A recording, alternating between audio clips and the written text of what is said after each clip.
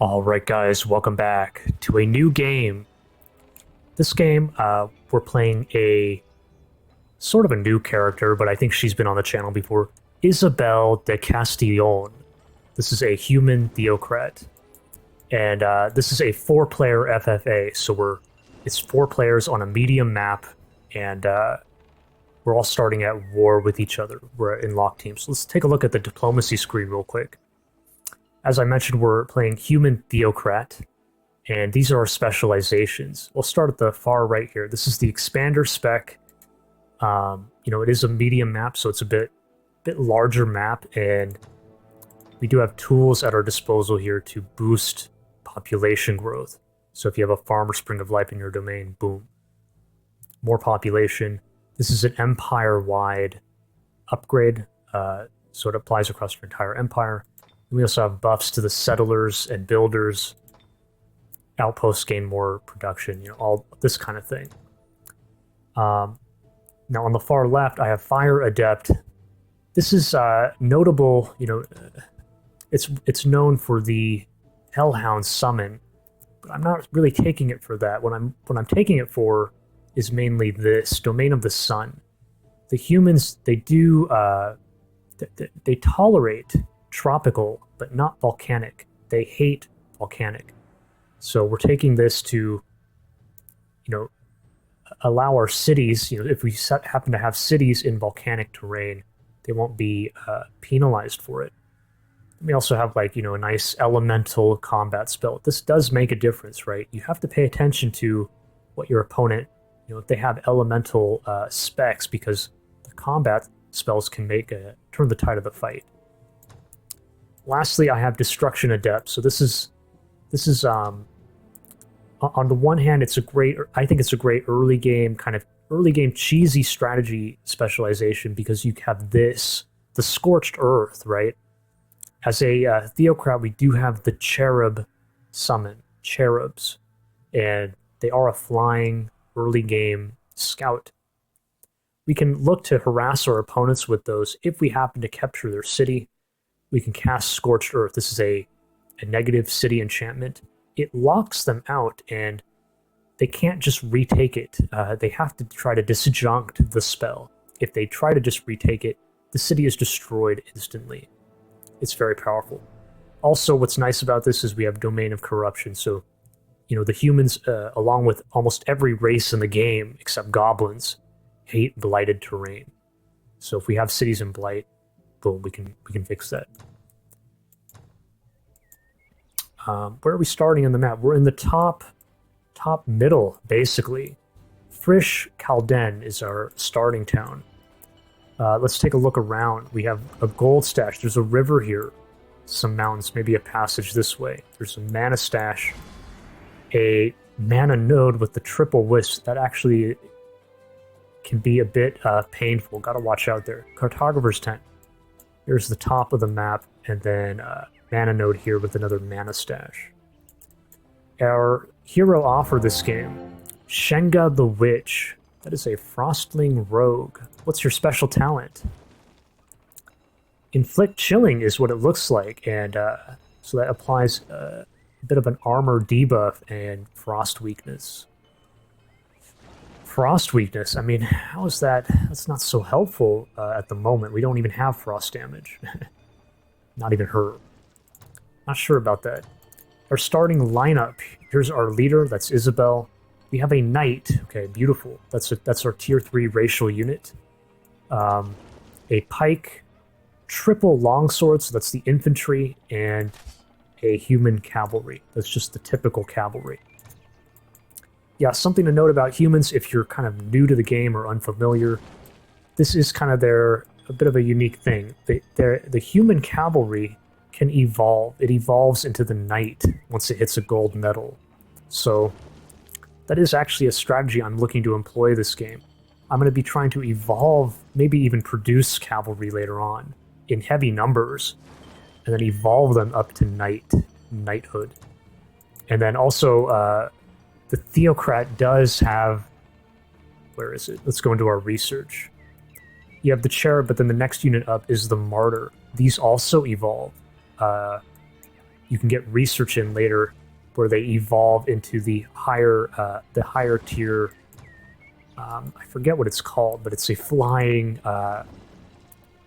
infantry. Let's go up the tree here. Evangelist is support, and then exalted. They evolve into exalted. Yeah, very powerful. So I'm kind of trying to do a double evolution strategy this game. Anyways, that's enough on that.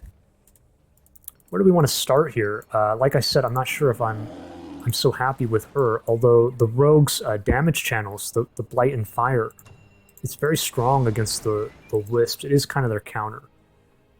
They do have the physical protection, and they also have a big Blight weakness. So she will help us out.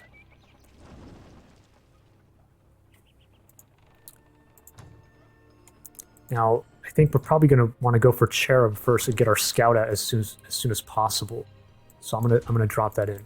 At times like these, it might be good to seek out our Scrolls of Knowledge, right? Scrolls of Knowledge.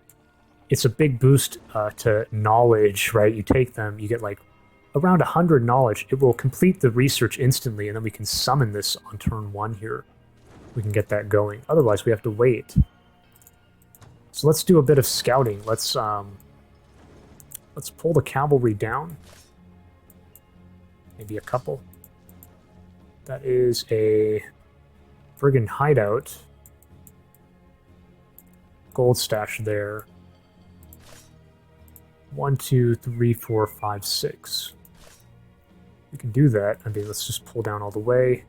There's production resources. Now that's also a viable thing, right? You take production resources, that gives you a choice between 2 free buildings. So you can actually get a Builder's Hall on turn 1. Builder's Hall is kind of like a very typical rushing, you want to get your production up in the city. Well, maybe we pull our leader out this way. I kind of would like to get the Cherub. To me, that's more of a priority. Pull like this. I'm not seeing anything. There's a mine there, but I'm not seeing the scrolls. Yeah.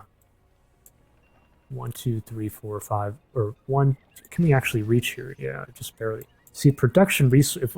If we leave our leader out, that's kind of done. We can't do it anymore. I think we're going to start here.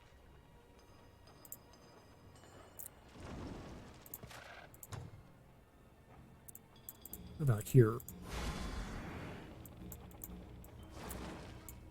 We could go up this way. This looks like it may be a new site, so we could clear this and then come back. Come back and then take this later. Let me pull the knight out this way. 1, 2, 3, 4, 5, 6. Yeah, we're fine. So take a look. What's up here? I'm not really seeing anything.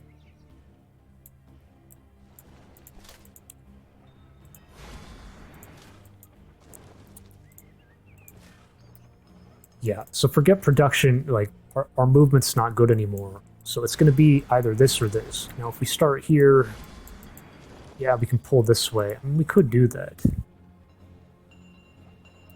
We could go like this, but we could also go up here, clear this, and then come back. But maybe that is kind of a waste of time. It does feel like a waste of time, doesn't it? This is a bit more circular, like boom, boom, boom, go in a circle. If we go here, then we're just marching straight back through. I don't know, that's kind of how I feel.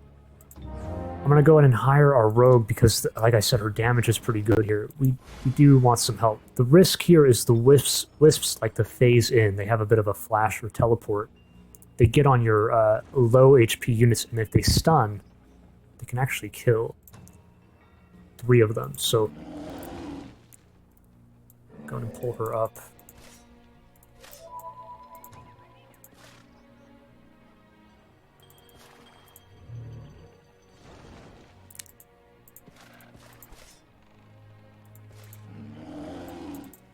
There's a farm back there. We are kind of lacking in the range damage. Definitely keep our 2, our range dealers together, our heroes. And then, who's better off here? I think we're only going to do 1 stack. 11 versus 10. 8. the long swords are better, so a little bit. So do this, and then I just won't even bother including a flank because they have a, you know, they're left hanging here. Go ahead and attack. They're actually afraid of us, but I am planning on going evil this game. I do not mind taking the negative alignment. It's actually good, and the XP. So go ahead. Hopefully this goes okay. Hopefully we're able to take them out quickly enough with the range power. Okay, beautiful. Go ahead and speed through that real quick. Take a look.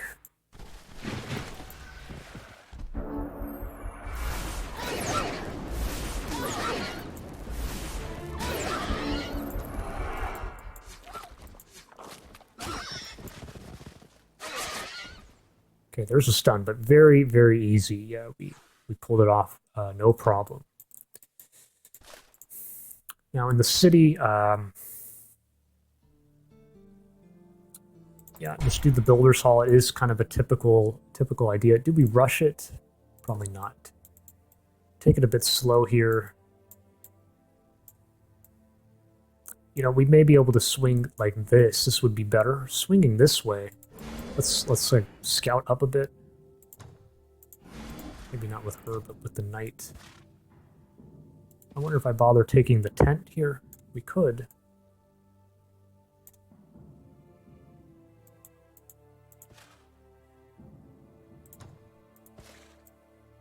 I do think I like this idea, but yeah, let's just take the tent. Okay, there's a goblin settlement to the west here. I'm just going to pull everybody out, and I think we'll hit the farm next. Hopefully it's not a mistake. Hopefully we can swing. Hopefully this goes through, right? I kind of want to swing back through here. And these guys out all the way. That looks like everything, guys. And we have nothing. Is it worth doing this? 10 gold. I mean, see, really you're trading 10 gold for 10 mana per turn. It's really not worth it, in my opinion, unless we had a surplus of mana. This is not bad, but it's super expensive, and I'm not so keen on throwing the mana. Like, really what I want is the cherubs. Hopefully we find our scrolls soon. Alright guys, thank you for watching. That's everything, and I will catch you guys on turn 2.